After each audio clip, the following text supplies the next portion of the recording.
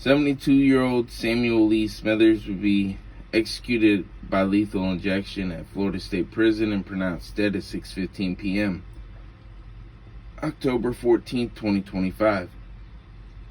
Samuel Smithers woke up in his 12 by 7 by 8.5 feet high death warrant cell in Florida State Prison next to the execution chamber at 6:30 a.m. He didn't have any visitors, nor did he have his spiritual advisor. He didn't meet with anybody.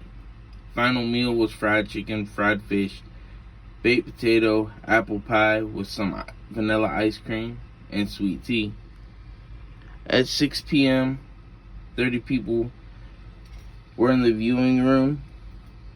The curtain opened to the execution chamber. Samuel Smithers will be seen strapped to the gurney, IV in his arm. Before the drugs started flowing, Samuel Smithers was asked if he had any final words. He said, "No, sir." As the 3-drug concoction took effect, Samuel Smithers was seen breathing heavily, and his body shook a little.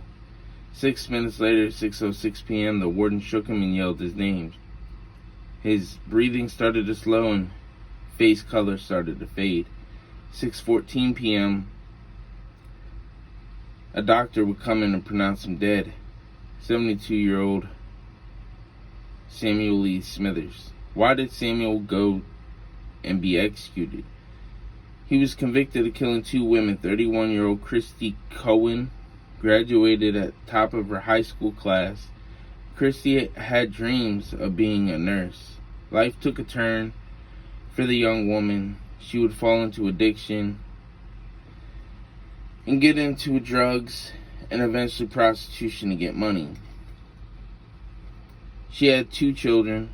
Denise Roach, same thing, 24 years old, so she was a little bit younger, would also fall into addiction and resort to prostitution.